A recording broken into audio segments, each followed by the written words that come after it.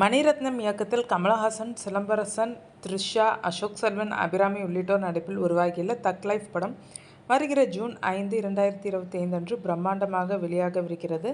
இந்நிலையில் கடந்த மே 24, 2025 அன்று சென்னையில் இந்த படத்தின் இசை வெளியீட்டு விழா மிக பிரம்மாண்டமாக நடைபெற்றது. இந்த விழாவில் பிரபல கன்னட நடிகர் சிவராஜ்குமார் சிறப்பு விருந்தினராக கலந்து கொண்டார்.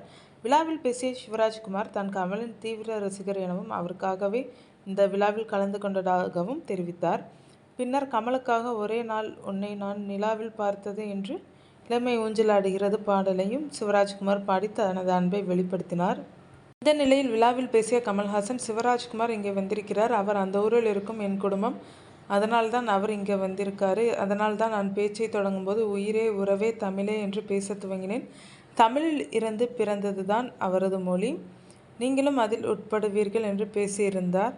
தமிழ் மொழியில் இருந்து கன்னடம் பிறந்ததாக கமல் கூறியதற்கு கர்நாடகாவில் பெரும் எதிர்ப்பு கிளம்பியுள்ளது.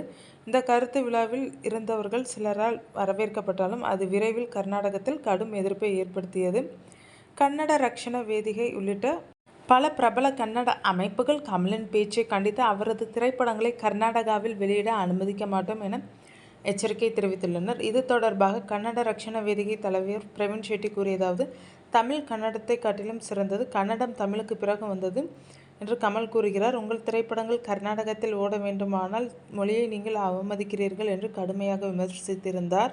கர்நாடகா பாஜக தலைவர் தனது எக்ஸ் பக்கத்தில் கமலின் பேச்சை திட்டமிட்ட அவமதிப்பு என்றும் 2500 ஆண்டுகளுக்கும் மேலான பாரம்பரியத்தை குறைத்து பேசுவது ஏற்க முடியாது என்றும் குறிப்பிட்டுள்ளார். அவரது பதிவில் கமல்ஹாசன், நீங்கள் கன்னடத்தில் நடித்திருக்கிறீர்கள், ஆனால் இன்று நீங்கள் நன்றி மறந்து கன்னடத்தை அவமதிக்கிறீர்கள். கமலின் இந்த பேச்சு 6.5 கோடி கன்னட மக்களின் உணர்வுகளை புண்படுத்தும் வகையில் உள்ளது என அவர் தனது பதிவில் குறிப்பிட்டுள்ளார்.